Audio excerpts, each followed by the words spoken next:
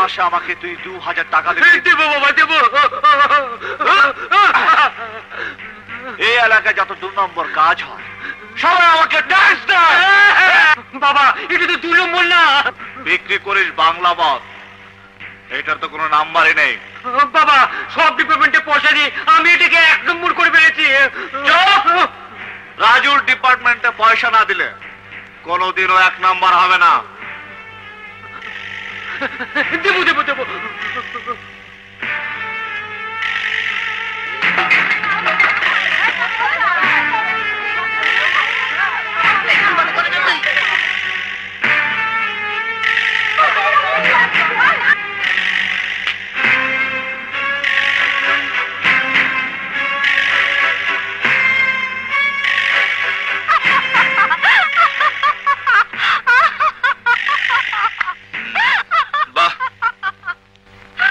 সিরাজদৌলার আলের হাসি।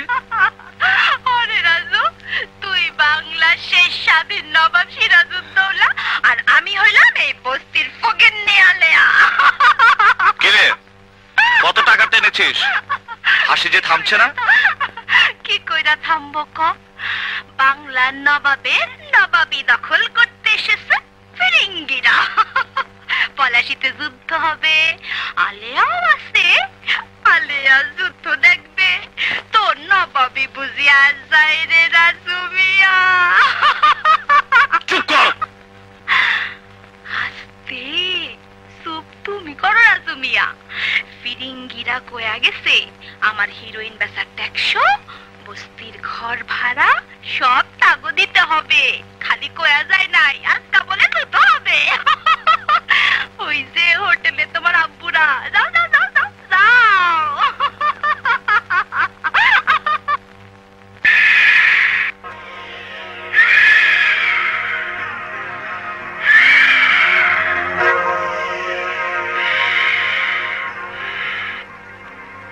রাজু বস্তির ভাড়া ফুলিকে দিয়ে হিরোইন বিক্রি করে শুনলাম বেশ মাল কামাচ্ছিস, কিছু ট্যাক্স নিতে এলাম। রাজু ট্যাক্স নেয়, দেয় না। নেওয়াটাই যাদের অভ্যাস তারা কি সহজে দিতে চায়? আজ নেব এবং তোকে তা দিতে হবে।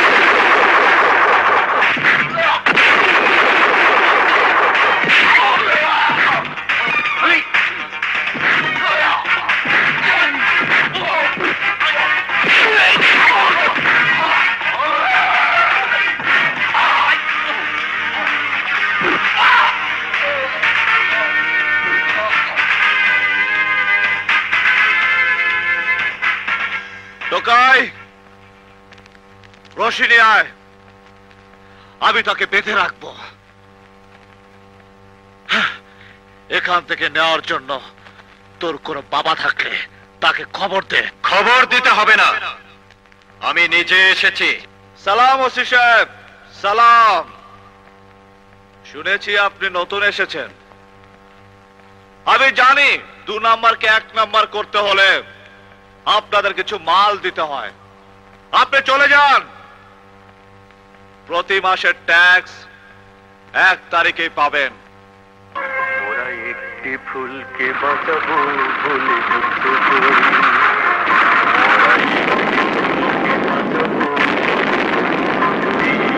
ওসি সাহেব, কি ভাবছেন? আজ কিছু সালামি? ভাবছি সেলামি নেব না সেলামি দেব। ভাবছি 1971-এর গোপালগঞ্জের প্রত্যন্ত গ্রাম কবিরপুরে যে ছেলের হাতের অস্ত্র শত্রু সেনাদের বিরুদ্ধে প্রথম গর্জে উঠেছিল, একে সেই রাজু। সে হাত শত্রু সেনাদের বিরুদ্ধে যুদ্ধ করতে কাঁপেনি। সেই পবিত্র হাত থেকে কিভাবে আমি সালামি নেব? কিভাবে আমি ওই হাতে হাত করা পরাবো? যে মাটির চির মমতায় আমার আরে কাঞ্চন দোস্ত, তুই এখানে আসি, তাহলে তো আমি কিং। আমি একজন সিপাহী, আমি সৈনিক, আমি একজন মুক্তিযোদ্ধা। সেদিন মুক্তিযুদ্ধ করে নতুন যে পতাকার জন্ম দিয়েছি, আজও সেই পতাকা সমুন্নত রাখার জন্য যুদ্ধ করছি। যতদিন পৃথিবীর মানচিত্রে এদেশ একটি উন্নত দেশ হিসেবে চিহ্নিত না হবে, ততদিনে যুদ্ধ চলবে। এই হাত দিয়ে যুদ্ধ করেছিলিস, যে হাত দিয়ে দেশের পবিত্র মুক্তি যুদ্ধ করেছিলি, যে হাতে জাতির গৌরব। মৃত্যুর পরে এদেশের মিউজিয়ামে যে হাতের মমি বানিয়ে রাখার কথা, সেই হাত দিয়ে অবৈধ পয়সা রোজগার করতে লজ্জা করে না?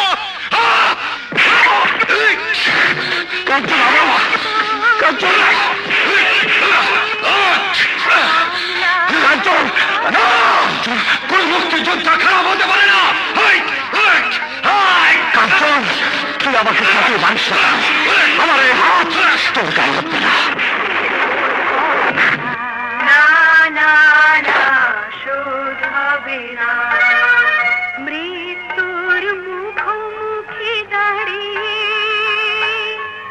7 কোটি মানুষের জীবনের সন্ধান আনলে যারা, সে গানের মহিমা কোনদিন ম্লান হবে না। না না না, ম্লান হবে না।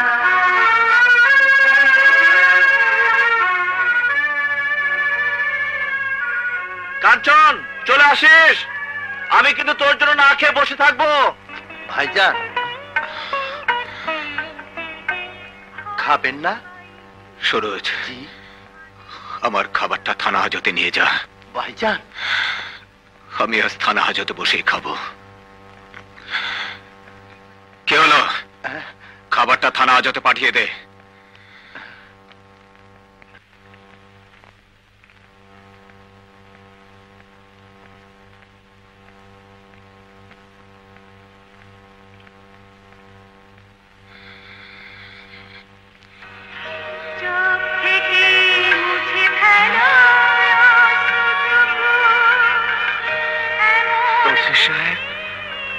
আপনি?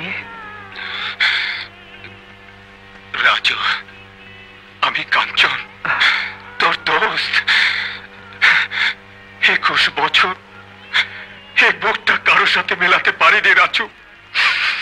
21 বছর তোকে দিয়ে একসাথে ভাত খেতে পারিনি। হায় রাজু, একসাথে খাই। একটু আগে ধানমন্ডি থানার ওসি জনাব ইলিয়াস কাঞ্চন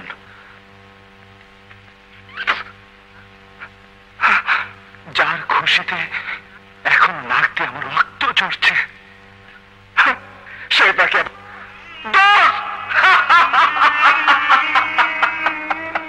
আমার দোস্ত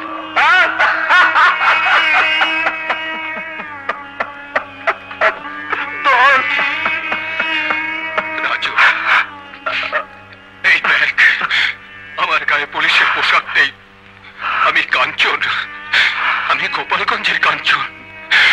তুই দোষ গলাগলি করে ঘুরে বেড়াতাম, তুই দোষ একসাথে খেলতাম। আমি সেই কাঞ্চন, একসাথে দুইজনে যুদ্ধ করেছিলাম রাজু।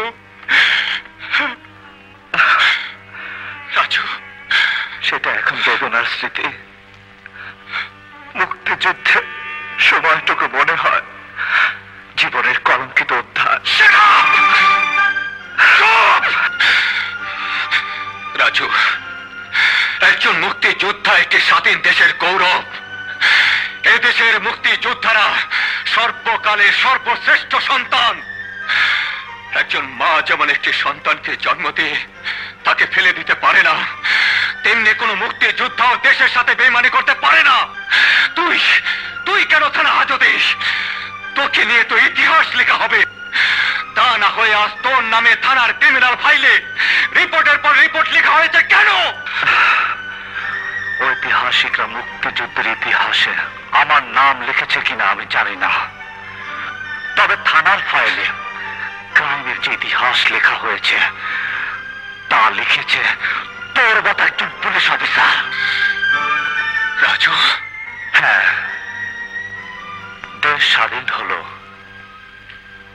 অস্ত্র জমা দিয়ে ফিরে গেলাম কলেজে। কলেজের পরে তুই গেলে রাজশাহী ইউনিভার্সিটিতে, আমি গেলাম ঢাকা ভার্সিটিতে। একই ক্লাসে একটি মেয়ের সাথে পরিচয় হলো, পরিচয় থেকে ভালোবাসা।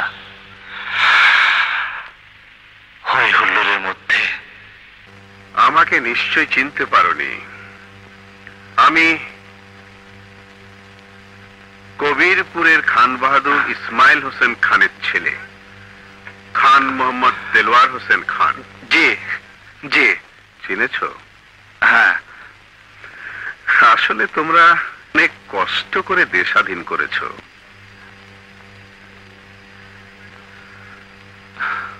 ফলও ভোগ করছো। তোমার পায়ে ওটা বিদেশি জুতো না? হ্যাঁ। আচ্ছা, তোমার দাদার কথা মনে আছে? ছোটবেলায় দেখেছি, অল্প অল্প মনে পড়ে। তোমার দাদার সামনে দুটো দাঁত ভাঙা ছিল। তোমার দাদা ছিল আমাদের পেয়াদা। আমি তখন খুব ছোট। তোমার দাদা একদিন আমাকে জুতো পরাতে গিয়ে ফিতে বাঁধতে পারছিল না। একটা লাথি মেরেছিলাম, এক লাথিতেই সামনে দুটো দাঁত ভেঙে গেল। কচি, তোমার বাবা ঢুলে ঢুলে হাঁটতো বলে তাকে আমরা কচ্ছপ বলে ডাকতাম। আর তোমাদের বাপ দাদা 14 পুরুষ ছিল আমাদের রায়ত, প্রজা, গোলামি বলতে পারো। গোলামের ইতিহাস বলা কি আপনার শেষ হয়েছে? শেষই বলতে পারো।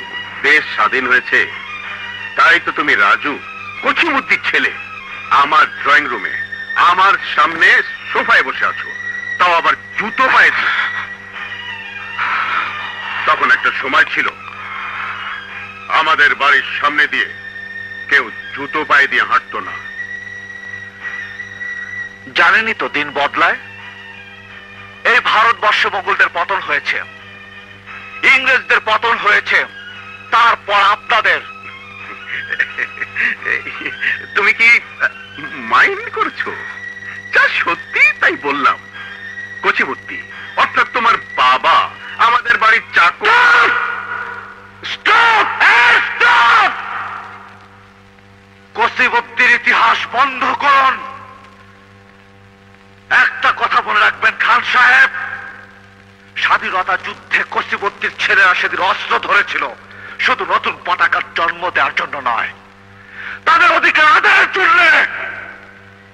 এই অধিকার আদায়ের জন্য প্রয়োজন হলে তারা আবার অস্ত্র তুলে নেবে। খান সাহেব, আমার দুর্ভাগ্য যে তোমার পরিচয় আগে জানতে পারিনি। জানতে পারলে কোনোদিনও তোমার সাথে আমার সম্পর্ক তো দূরের কথা, ছায়াও মারাতাম না। তোমার বাবার লাঠিতে আমার দাদার দাঁত ভেঙেছিল, এ কথা আমি কোনোদিন ভুলতে পারবো? No, never, impossible. Get out, I say get out, get out.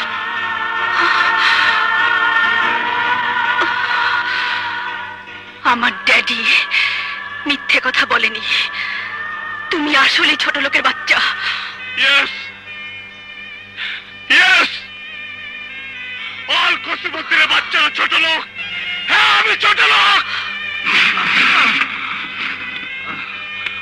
খান বাহাদুরের বাচ্চা, খান সাহেব, এই দালালের বাচ্চা, এই দেখ কসিমউদ্দিনের ছেলে এসেছে যুদ্ধ আইনে। কসিমউদ্দিনের ছেলে আবার যুদ্ধ ঘোষণা করছে। কসিমউদ্দিনের ছেলেরা শুধু নতুন পতাকার ভূখণ্ডের জন্য যুদ্ধ করেনি, তাদের গোলামীর অবসরের জন্য যুদ্ধ করেছে। আবার সেই যুদ্ধ হবে। রশিদ, পুলিশকে টেলিফোন লাগা। খানের বাচ্চা বেরিয়ে আয়। রাজু প্লিজ। আমি গোলামের বাচ্চা, কসিমউদ্দিন। রাজু প্লিজ আর একটি শব্দ করো না। তুমি এক্ষুনি এখান থেকে চলে যাও। আর কোনোদিন এই বাড়ি আমি করে দিচ্ছি। ধরে নিয়ে গেল পুলিশে, বেআইনি অস্ত্র রাখার দায় 7 বছরের জেল হলো। অথচ ধরা পড়লাম খালি হাতে। কাঞ্চন, অস্ত্র আমার কাছে ছিল না কাঞ্চন, বিশ্বাস কর। পুলিশ অফিসারের পা ধরে আমি কেঁদেছিলাম। আমি গরিবের ছেলে, আমার জীবনটা নষ্ট করবেন না স্যার। 7 বছর জেলে থাকাকালে মা বাবাকেও হারালাম। বের হয়ে দেশের যে অবস্থা দেখলাম, তাতে মনে হলো কি প্রয়োজন ছিল 71-এর যুদ্ধে। কসিমউদ্দিন ছেলেদের ভাগ্যের তো কোনো পরিবর্তন হয়নি, তাই নিজের অধিকার নিজেই আদায় করে নিতে থাকলাম। হয়ে গেলাম ক্রিমিনাল। এখন তুই ভালো হতে পারিস না রাজু। ছেড়ে দিতে পারবি তুই আমাকে এখান থেকে? ফিরিয়ে দিতে পারবি আমার জীবনের 7টি বছর? প্রমাণ করতে পারবি সেদিন বেআইনি অস্ত্র আমার কাছে ছিল না? পুড়ে ফেলতে পারবি আমার থানা ফাইলগুলো? তাহলে বিশ্বাস কর কাঞ্চন, আমি ভালো হয়ে যাব। আমি ভালো হয়ে যাব কাঞ্চন, আমি ভালো হয়ে যাব।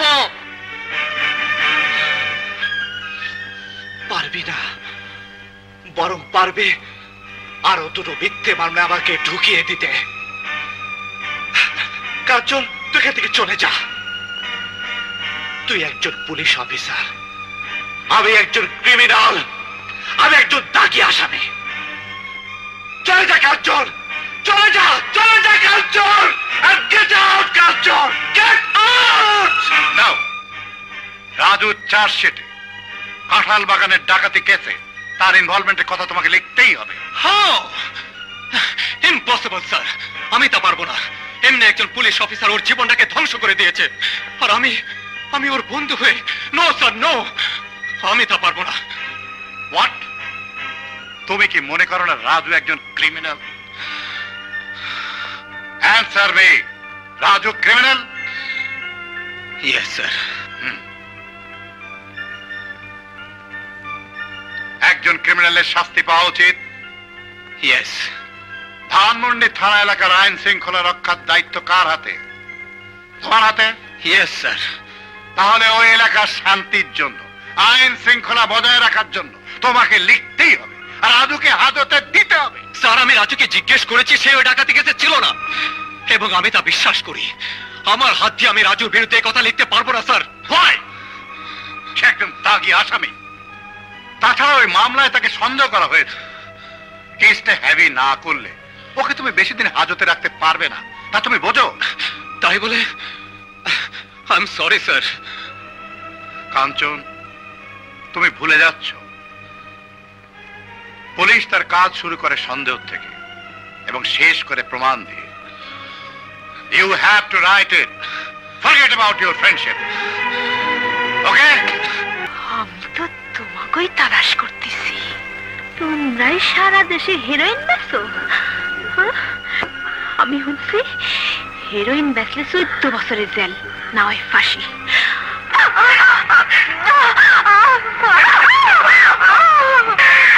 তোমরা শোনো, দেলোয়ার খান সারা বাংলাদেশে হেরোইন বেচে।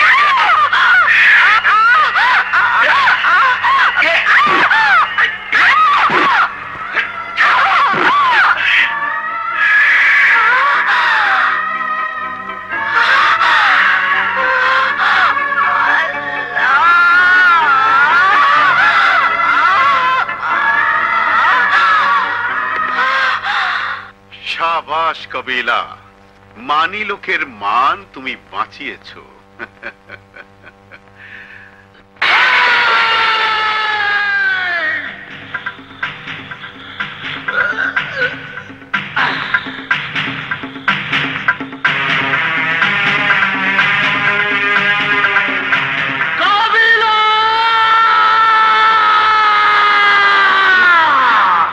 রাজু আর আগাইস না, মাল আছে, বুক ঝাঁঝরা করে দেব। এ বুক চাষটা আমার নয়, ৭১ পাক সেনারা পারে নাই। আয়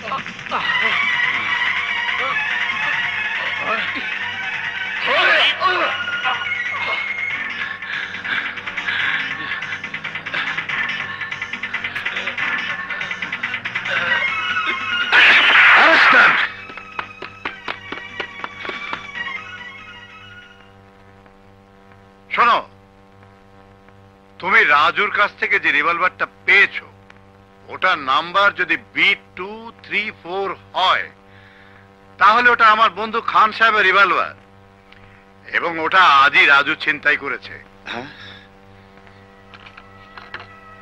জি, ওই নাম্বার। কিন্তু আজ কখন? আরে এই তো আজ বিকেলে, খান সাহেব আমার সামনে। এরা সবাই তোমার দেশের।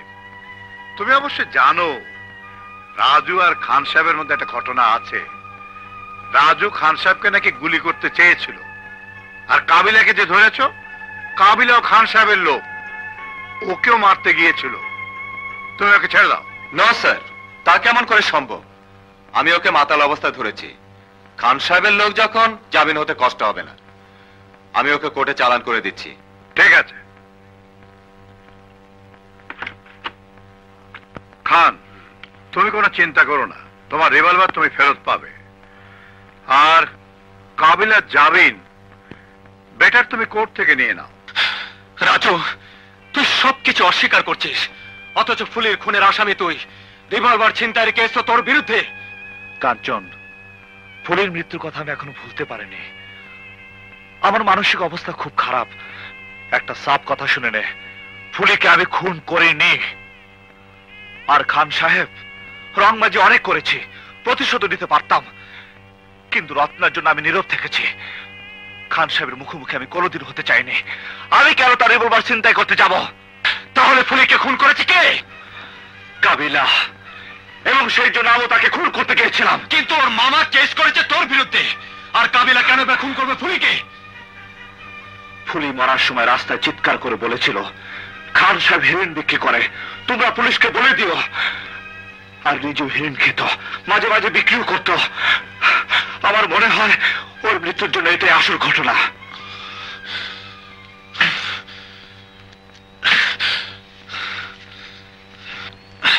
ফুলের পোস্টমর্টম করার সময় ওর বুকের মধ্যে কার্ডটা পাওয়া গেছে। এটা সম্পর্কে তুই কিছু জানিস? হ্যাঁ, আমার মনে হয় এই কার্ডই হলো আসল। এই কার্ড দেখে সে হেরোইন কিনতে গিয়েছিল।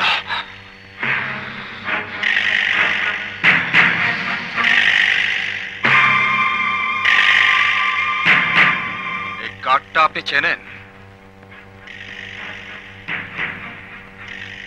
পুলিশের চোখে ফাঁকে দেওয়ার মতো সমস্ত কায়দা কানুন আপনার জানা আছে, আমি জানি। আর কাবিলা যখন এখানে দাঁড়িয়ে আছে তখন এও বুঝতে পারি আপনার ক্ষমতা অনেক, কারণ কাবিলার মতো আসামিরও আপনি জামিন করিয়েছেন। আর এও জেনে রাখুন, আমি একজন ছোট পুলিশ অফিসার হলেও আমার থেকে আপনি রেহাই পাবেন না। আমি আপনাকে অ্যারেস্ট করে নিয়ে যাব। কি অপরাধে? আপনি বিষাক্ত হেরোইন ব্যবসায়ী। Heroin? Are you a madman? আমি একজন পাগল লোক নই বলেই আপনার কোন রকমের চালবাজি আমার সঙ্গে চলবে না। দেশের আইন কানুন কি এমন হয়ে গেছে যে তোমাদের মতো একজন খুদে পুলিশ অফিসার যে কারুর বাড়ির মধ্যে ঢুকে যে কাউকে অ্যারেস্ট করতে পারে? আমি তোমার শ্বশুরকে টেলিফোন করেছি, সে আসবে। থানায় গিয়ে তার সঙ্গে দেখা হবে। চলুন। আরে জামান, দেখো তো ভাই, তোমাদের পুলিশদের এত বড় ক্ষমতা হয়েছে, তোমরা যে কাউকে যে কোনো সময় অ্যারেস্ট করতে পারো। তোমার জামাই আমাকে অ্যারেস্ট করতে চাইছে। কাঞ্চন, সত্যি? হ্যাঁ, ওনার বিরুদ্ধে এত বড় একটা ফাইল তৈরি হয়েছে এবং যে সমস্ত রিপোর্ট আমার কাছে আছে তার সবই জেনুইন। জামান, তুমি তো সবই জানো ভাই। আমি একজন নিরীহ লোক। আমার মেয়ে আর রাজুর ঘটনাও তুমি জানতে। আমি শুনেছি ওই রাজু তোমার জামাইয়ের বন্ধু। আর কয়েকদিন আগে আমার এই কর্মচারী রশিদের ভাগ্নিটাকে খুন করেছে রাজু। বোঝো তো, গরিব মানুষ, এরা বিচার আচার পাবে না বলেই আমি একটু ব্যাক করছি। সম্ভবত এই কারণেই রাজু তোমার জামাইয়ের কাছে আমার সম্পর্কে কিছু উল্টোপাল্টা কথা বলেছে। তুমি যে রিপোর্ট পেয়েছো ওর পেছনে একটা পারিবারিক ঘটনা আছে, আমি তোমাকে পরে বলবো। আমি সব জানি আর জেনে ওনাকে অ্যারেস্ট করতে এসেছি। তুমি চলে যাও।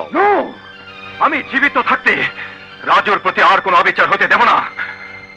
আমি ওকে অ্যারেস্ট করবই। কাঞ্চন, আমি তোমার senior officer and this is my order. Get out. I say get out from here.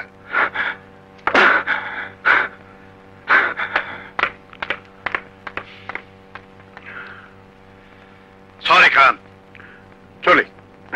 It's all right, বসো। আমার কাজ আছে। Thank you.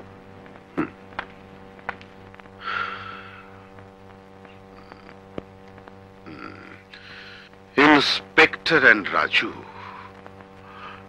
I will see both of you.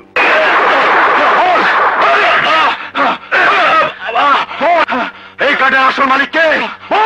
আমি জানি না স্যার, আমি জানি না। জানিস তো বটেই, এটা হলো 71 আর তোর কাছে 45। 71 আলো হিরোইন বিক্রি করতো, তুইও হিরোইন সহ ধরা পড়েছিস। বল এই কার্ডের আসল মালিক কে? আমি জানি না স্যার, আমি জানি না।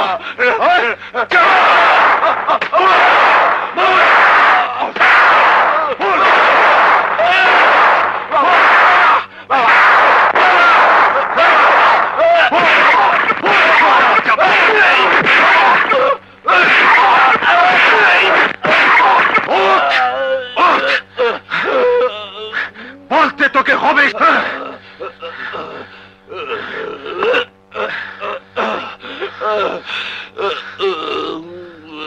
বলবে না, বলবে না, জীবন থাকতে বলবে না। অনেক পরীক্ষা করেই একটা কার্ড আমি দেই। রশিদ, তবুও নুর ইসলাম কার্ড সহ ধরা পড়লো কেন? বস, নুর ইসলামকে আমি পাইনি। এখন কি হবে বস?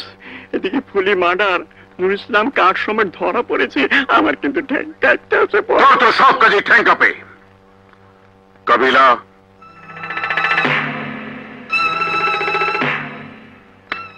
নুর ইসলাম থানা হাজতে আছে। আজ রাত থেকে সে আর কোনো কথা বলবে না। তার জবান চিরতরে বন্ধ হয়ে যাবে।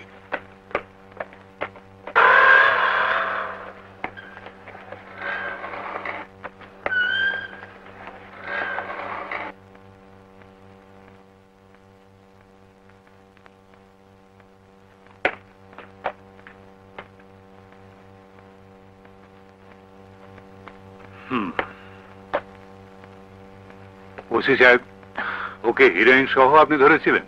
জি স্যার। টর্চার করেছিলেন? জি স্যার। কখন মারা গেছে? জানি না স্যার, তবে আমার টর্চারে বোধহয় ও মরেনি। হাজতে আর কোন আসামি ছিল? জি স্যার, আর একজন ছিল। তাকে ডাকুন। রহিম সাহেব। জি স্যার। কাবিলাকে নিয়ে আসুন। ডিউটি অফিসার কে ছিলেন? জি আমি। কটার সময় জানতে পারেন মারা গেছে? রাত 2টোর সময় স্যার।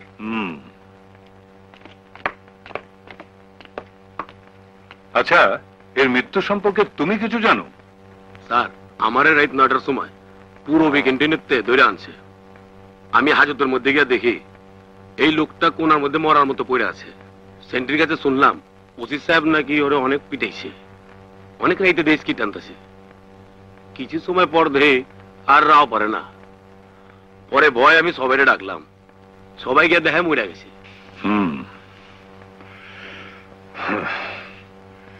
জামান সাহেব। স্যার, কাঞ্চনকে সাসপেন্ড করে অ্যারেস্ট করুন।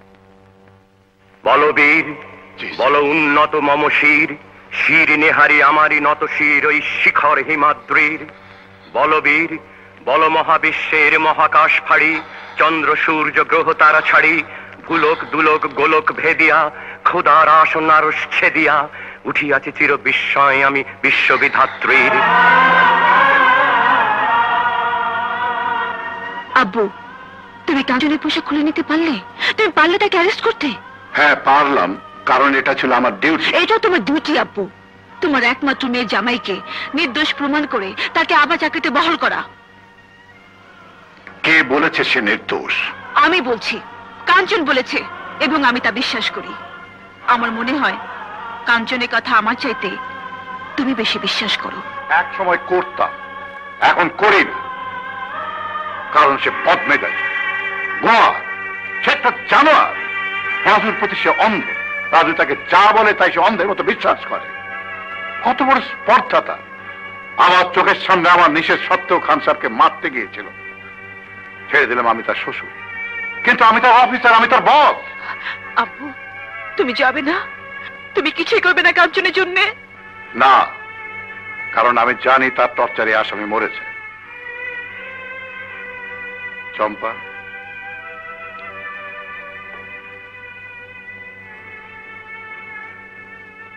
আমি সততার সাথে সারা জীবন চাকরি করেছি, কোনোদিন কারো কাছে মাথা নত করিনি,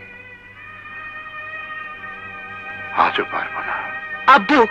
হ্যাঁ হ্যাঁ, ধরেই নেইনি। সে অপরাধ করেছে বলে তার শাস্তি হয়েছে, হওয়া উচিত। আব্বু, তুমি আমাকে ল পড়িয়েছিলে। তোমার এককালে স্বপ্ন ছিল আমি বড় উকিল হই। স্বামীর চাকরি চলে গেছে, আজ আমাকে উপার্জনের পথ বেছে নিতে হবে। দোয়া করো আব্বু, তোমার স্বপ্ন যেন সফল হয়, আমি যেন বড় উকিল হতে পারি। আমার স্বামীর মামলা দিয়ে আমি আমার ওকালতে জীবন শুরু করব।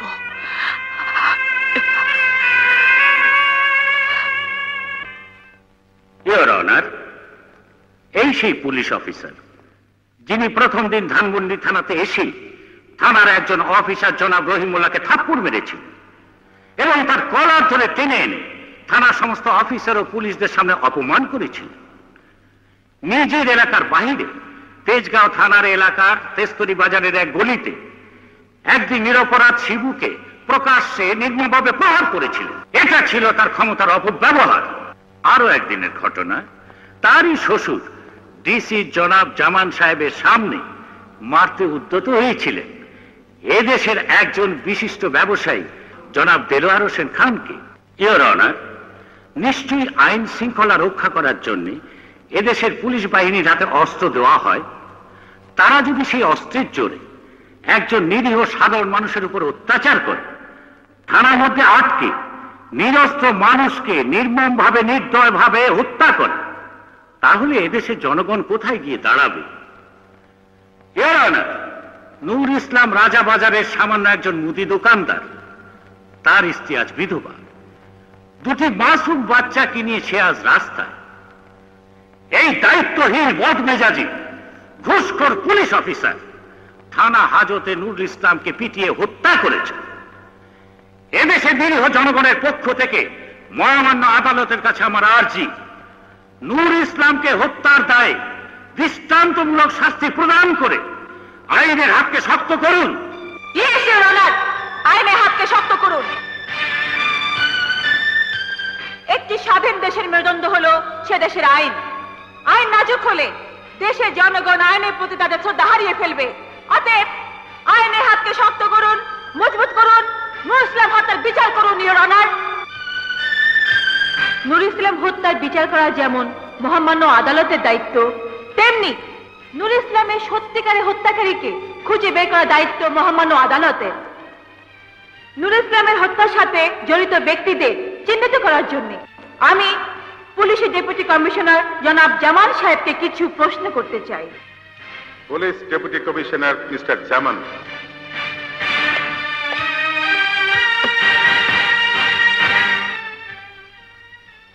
জনাব জামান সাহেব, ইলিয়াস কাঞ্চন আপনার অধীনে একজন পুলিশ অফিসার ছিলেন। আমার প্রতিপক্ষ বলেছেন একদিন আপনার সম্মুখে আপনার নির্দেশ অমান্য করে জনাব দেলোয়ার হোসেন খানকে মারতে চেয়েছিলেন। এটা কি তার কোনো ব্যক্তিগত ক্ষোভ ছিল, অথবা আপনার কি মনে হয় এটা তার ক্ষমতার অপব্যবহার? হ্যাঁ, আমার ধারণা এটা তার ব্যক্তিগত ক্ষোভ। রাজু এবং ইলিয়াস কাঞ্চনের বন্ধুত্ব ছোটবেলার থেকেই। পারিবারিক কারণে রাজুর সাথে দেলোয়ার হোসেন খানের কিছুটা বিরোধ আছে। সেই বিরোধের কারণে বন্ধুর পক্ষ হয়ে খান সাহেবকে অপমান করতে চেয়েছিলেন ইলিয়াস কাঞ্চন। কোনো প্রমাণ ছাড়াই অ্যারেস্ট করতে চেয়েছিলেন খান সাহেবকে। আমি মনে করি এটা তার ক্ষমতার অপব্যবহার। জনাব ডিসি সাহেব, জনাব ইলিয়াস কাঞ্চন যেদিন খান সাহেবকে অ্যারেস্ট করতে গিয়েছিলেন সেদিন কি তার হাতে এই কাজটি দেখেছিলেন? হ্যাঁ, দেখেছিলাম। Please note down your honour.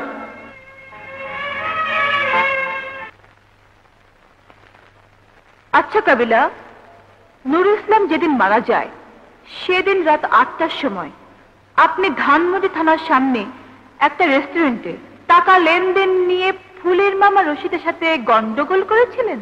জি। রশিদ ধানমন্ডি থানায় আসে এবং আপনার বিরুদ্ধে মামলা দায়ের করে। জি। মামলা করতে আসেকে ওই রেস্তোরাঁয় পুলিশ গিয়ে আপনাকে অ্যারেস্ট করা পর্যন্ত 2 ঘন্টা সময় লাগে। জি না। ইয়েস, কারণ থানায় ওই মামলার রেকর্ড আছে। মহামান্য আদালতের কাছে ওই মামলার এজাহার কপি প্রদান করা হলো। ইওর অনার, কাবিলাকে আমার প্রশ্ন করা শেষ। এবার আমাকে অনুমতি দিলে আমি এই মামলার আসল ঘটনাবলীর বিবরণ দিতে পারি। অনুমতি দেয়া হলো। ইওর অনার, এই মামলার নেপথ্য নায়ক প্রধান আসামি দেলোয়ার হোসেন খান একজন হিরোইন ব্যবসায়ী।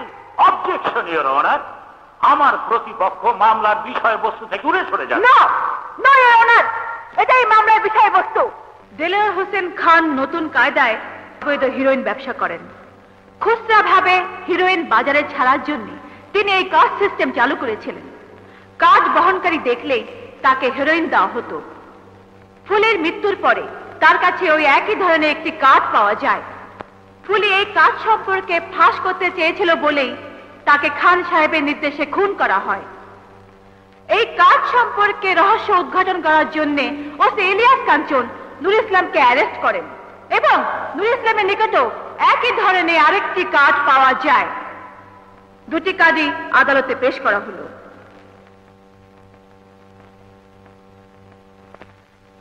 নূর ইসলাম সবকিছু ফাঁস করে দেবে এই ভয়ে খান সাহেবের প্রয়োজন ছিল নূর ইসলামের মুখ বন্ধ করা। কিন্তু নূর ইসলাম তখন পুলিশের হেফাজতে।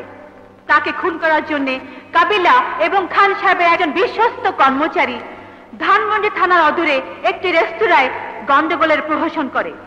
রাত্রি 10টার সময় আসামি হয়ে কাবিলা হাজতে প্রবেশ করে এবং গভীর রাত্রে তাকে গলা চেপে হত্যা করে। এই তার পোস্টমর্টম রিপোর্ট।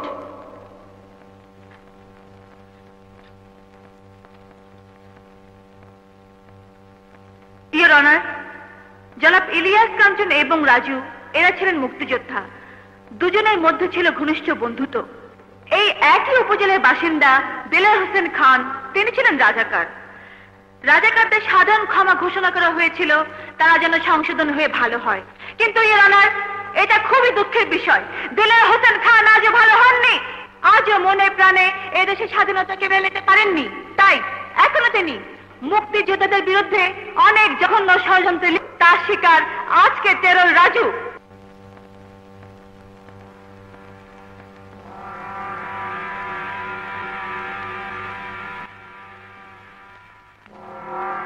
বিভিন্ন সাক্ষ্য প্রমাণে একথা প্রমাণিত হয়েছে দেলোয়ার হোসেন খানই এই মামলার প্রধান আসামি এবং তারই নির্দেশে কাবিলা খুন করলামকে।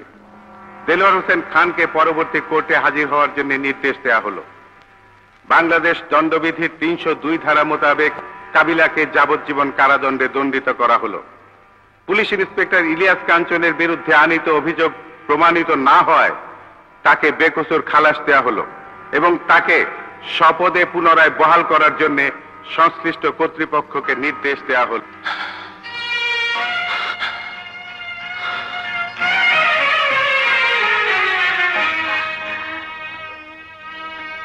ইয়োর অনার, আমি আর পোশাক পরতে চাই না।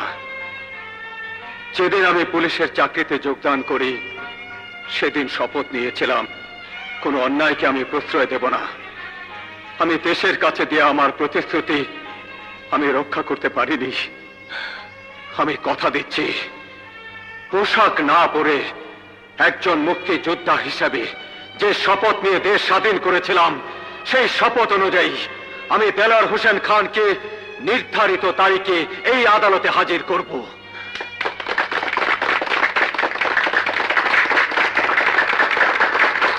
সেই ড্যাডি, এটাই তোমার আসল পরিচয়?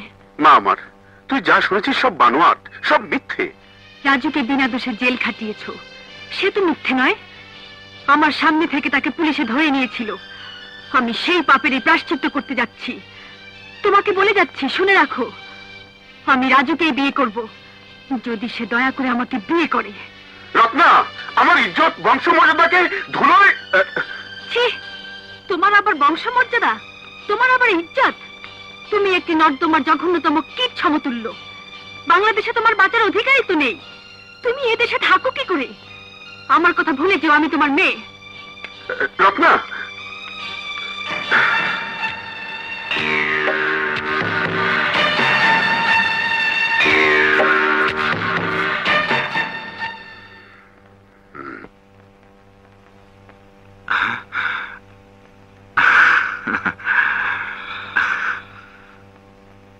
আমার কাছে আপনাদের কোনো প্রয়োজন আছে? হ্যাঁ আছে। আমি তোমাকে বিয়ে করতে এসেছি এবং এখানেই। হ্যাঁ রাজু, ও তোকে বিয়ে করতে এসেছে। আপনার সাথে আমার খুব একটা কথা না হলেও আমি আপনাকে চিনি। রত্না আমার বান্ধবী। ও আপনাকে তখনও ভালোবাসতো, আজও বাসছে। আপনার জন্য আজও বিয়ে করেনি। আপনার সাথে বিয়ে না হলে ও চিরকুমারী থাকবে। কাঞ্চন, কাঞ্চন, কি হলো তোমার? চম্পা, মাথাটা ঘুরে উঠলো। কাঞ্চন, ডাক্তার কাছে নিয়ে যা।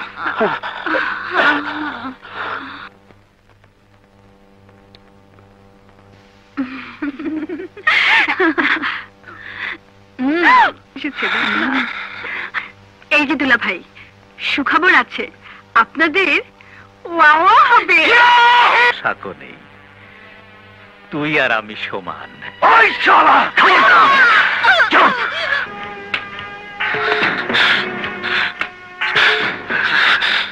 মামুনি, কষ্ট হচ্ছে? রাজাকারের বাচ্চা! ছি, চিৎকার করে না। ছোট লোকরা বলে। আমি বিনা কারণে তোমাদের ধরে আনিনি। আগে শোনো মামুনি, আমি শুনেছি তোমার স্বামীর চাকরি নেই বলে তুমি নতুন পেশা হিসাবে ওকালতি শুরু করেছো। তোমার বাবার বন্ধু হিসেবে এ ব্যাপারে আমার নিশ্চয়ই তোমাকে সাহায্য করা উচিত। কোনো উকিল যদি প্রথমে দু একটা মামলায় খুব দক্ষতা দেখাতে পারে তাহলে সে সাইন করে। তোমার স্বামীর মামলায় তুমি দক্ষতা দেখিয়েছ, আমি তোমাকে আর একটা মামলা সুযোগ করে দিচ্ছি। সাক্ষী থাকবে তোমার নিজের লোক, তোমার স্বামী। একেবারে দেখা সাক্ষী হলে ভালো হয় না?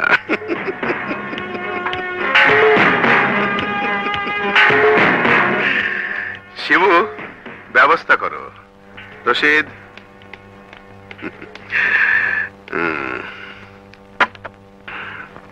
কন্ট্রাক্টের সব টাকা দিয়ে দিলাম। রাজাকারের বাচ্চা, এক কাঞ্চন চম্পাকে শেষ করে দেশের 11 কোটি মানুষের মুখ বন্ধ করতে পারো। আগে পারবি না, ছেড়ে দে বলছিস, ছেড়ে দে। আমির বাচ্চা, ছেড়ে দে বলছিস।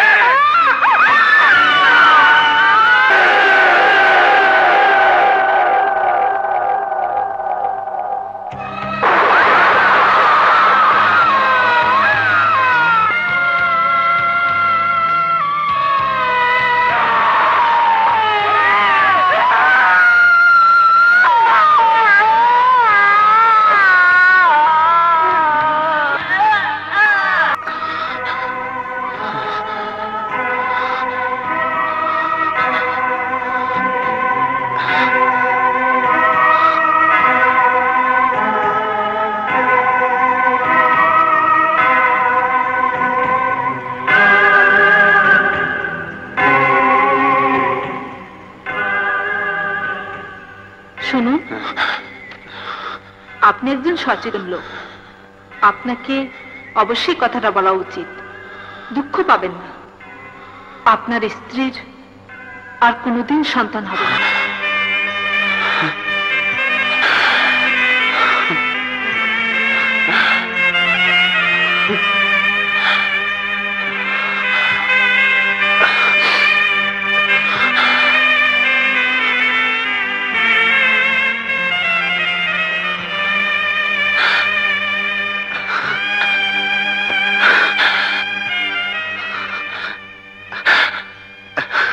চম্পা, আমাদের দরকার নেই, আমাদের দরকার নেই বাচ্চার। এই বাচ্চা ছাড়াও তো অনেকে বেঁচে আছে। চম্পা, চম্পা, এই দেশের 11 কোটি মানুষকে আমরা আমাদের সন্তান মনে করব। এই চম্পা, চম্পা, চম্পা, আমি তোমাকে কোনো দোষ দিচ্ছি না। এই এই এই সবই তো আমার চোখের সামনে ঘটেছে। চম্পা, একটিবার কথা বলো, মুখ খোলো। চম্পা, চম্পা, চম্পা, একটিবার কথা বলো, মুখ খোলো। চম্পা, একটিবার কথা বলো। চম্পা,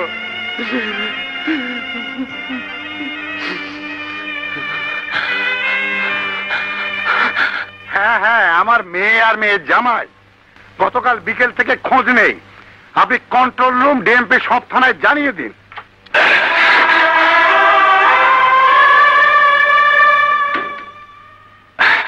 ডিসি সাহেব। কাঞ্চন? হ্যাঁ, আমি কাঞ্চন, আপনার অধীনে একজন পুলিশ ইন্সপেক্টর ছিলাম। স্তব্ধ কেন? আমি ওই কাঞ্চন, যে দেশটি জন্ম দিয়েছে, যে দেশটির আজকের শত্রুদের ধরতে গিয়ে অপমানিত হয়ে হাজত কেটেছে, আমি সেই কাঞ্চন। ইয়েস, আই এম দ্যাট কাঞ্চন। হে আমার দেশকে ভালোবাসার পুরস্কার। স্যার, আমার সততার জন্য এ দেশের মানুষ আমাকে পুরস্কৃত করেছে। স্যার, চলুন আমার সাথে, দেখবেন আমার জীবনের সবচেয়ে বড় পুরস্কার আমি রেখে এসেছি হাসপাতালের ক্যাবিনে। চলুন স্যার, চলুন।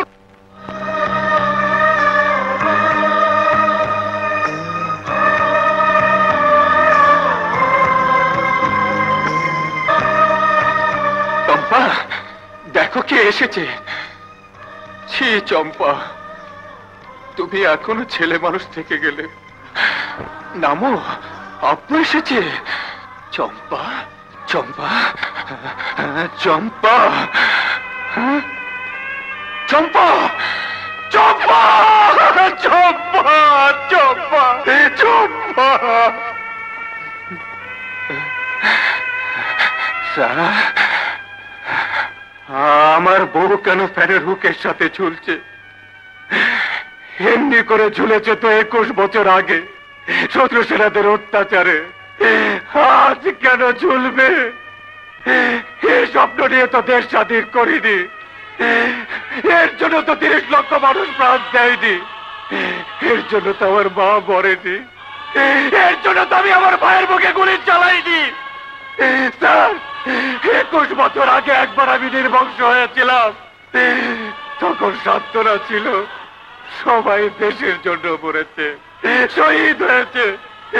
আজ আমি নির্বংশ হয়েছি, বলুন আজ কি সান্ত্বনা আমি দেব? স্যার চুপ করে আছেন কেন? বলুন, জবাব দিন, জবাব দিন। কাঞ্চন, রশিদ, বস, আমার ঠ্যাং কাটতে আছে, আমি ঘামে যাচ্ছি। বাড়িটা অন্ধকার থাকবে, বাইরে থেকে তালা দিয়ে আটকে রাখবি। শিবু, কয়েকদিন ঢাকার বাইরে থাকো। জীবিত রেখে ভালো করনি, কারণ ওর শ্বশুর ডিসি আর ও খুব সিরিয়াস।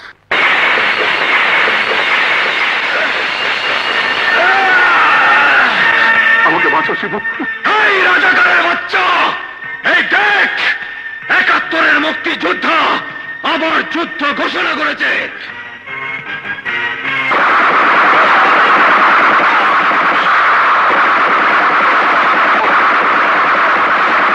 বলবীর, বল মহাবিশ্বের মহাকাশ ফাড়ি, চন্দ্র সূর্য গ্রহ তারা ছাড়ি, ভুলক দুলক গোলক ভেদিয়া, খোদার আসন আরশ ছেদিয়া, চির বিস্ময় আমি বিশ্ববিধাত্রীর। রাজাকারের বাচ্চা, আমি তোকে এখন মারবো না। আজ তোর মামলার তারিখ, আমি তোকে কোর্টে নেব।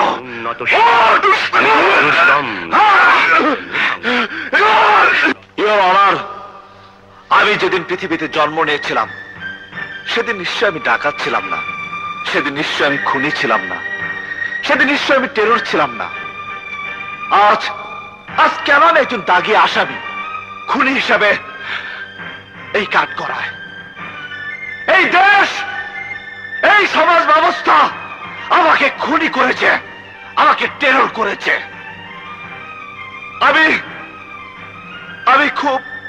আমি খুব গরিবের ছেলে, এর অনার। আমার বাবার নাম কসিমউদ্দিন।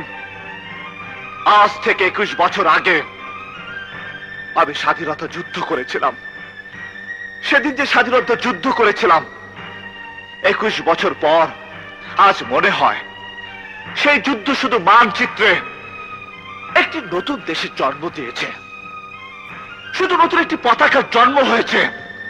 কিন্তু এই কসিমউদ্দিন ছেলেদের স্বপ্ন ছিল তারা ভাত পাবে, কাপড় পাবে, চিকিৎসা পাবে, শিক্ষার সুযোগ পাবে।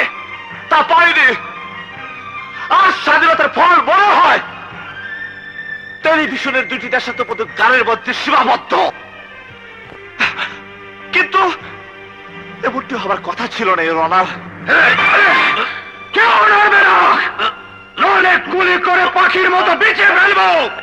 অস্ত্রধারী পুলিশ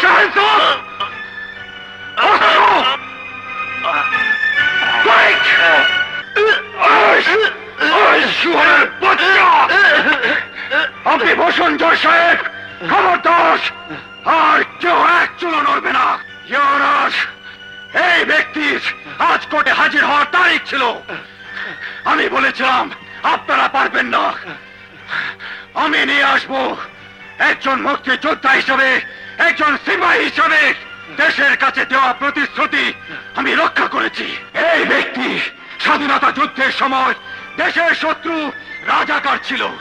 এই ব্যক্তি আন্তর্জাতিক চোরাকারবারীদের সাথে জড়িত, দেশের যুব সমাজকে ধ্বংস করার জন্য বিষাক্ত হিরোইন ব্যবসায়ীদের সাথে জড়িত। এই ব্যক্তির কুচক্রান্তে একজন দেশপ্রেমী মুক্তিযোদ্ধা আজ বিপদগামী। মিথ্যা মামলায় জড়িয়ে যে আদালতের কাঠ করায় দাঁড়িয়ে আপনার বিচারের অপেক্ষায় এই ব্যক্তি গ্রামের একটি সহজ সরল নিষ্পাপ মেয়ে ফুলির জীবনকে করেছিল কলঙ্কিত। সেই ফুলিকে এরই নির্দেশে খুন করেছে কাবিলা, এরই নির্দেশে কাবিলা খুন করেছে থানা হাজতে নূর ইসলামকে। আর সর্বশেষ অপরাধ আমাকে করেছে নিঃসন্তান। সেই দুঃখে আমার স্ত্রী আজ গলায় ফাঁসি দিয়ে প্রাণের মুখের সাথে ঝুলছে। এত অপরাধের বিচারে নয়, বলুন বলুন ইওর অনার, চুপ করে থাকবেন না ইওর অনার, বলুন। নিশ্চয়ই ফাঁসি, কিন্তু আজ আদালত এখানে দুটি, একটি দেশের আইন সম্মত আদালত আর একটি একজন মুক্তিযোদ্ধার আদালত। মুক্তিযোদ্ধার আদালতের রায় শুনুন। রাজু বেকসুর খালাস, দেলোয়ার হোসেন খানের মৃত্যুদণ্ড। আপনার আদালত থেকে আমার আদালতের পার্থক্য হলো আপনার আদালতে আপিল করার সুযোগ আছে, আমার আদালতে তা নেই। আমি এক্ষুনি মৃত্যুদণ্ড কার্যকর করব। রত্না, তোমার স্বামীর কাছে যাও, যাও।